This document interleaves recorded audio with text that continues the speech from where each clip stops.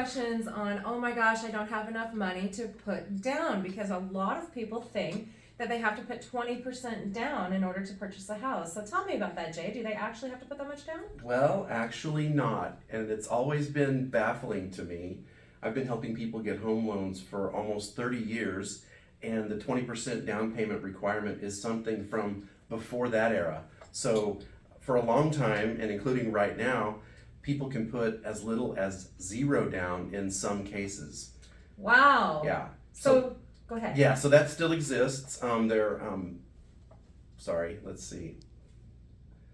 There are also lots of other low down payment options where you could do 3% down or 5% down, and they vary a little bit. So the main point is that once you start talking to a loan originator about that, is to look at all those numbers side by side so that you can do a comparison and see what's best. So tell me a story. What kind of person, or give me an example. I had this client and we were able to put him down into a 0% down kind of program.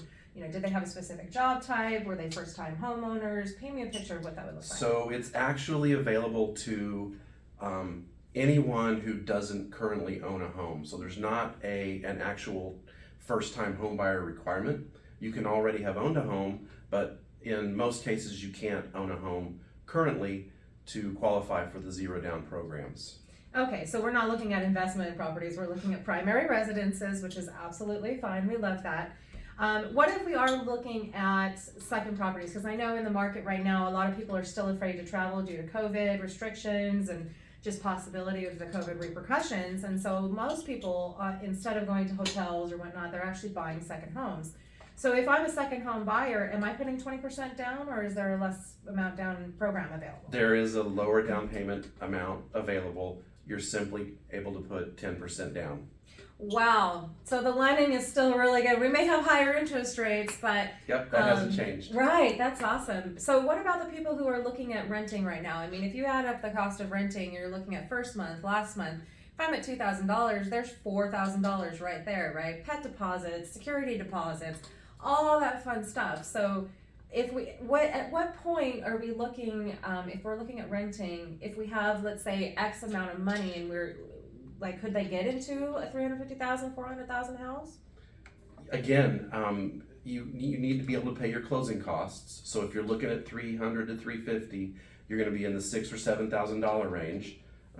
In the future, when sellers start paying for buyers' costs again, when the market shifts to that direction. We all remember that, right? Right. You used to be able to get in for less than that, but right now, with sellers not paying costs, you need $6,000 or $7,000 to be in the $300,000 to $350,000 range. Well, that's perfect. Again, if you're looking at a $2,000 property to rent, I mean, we're right there, right?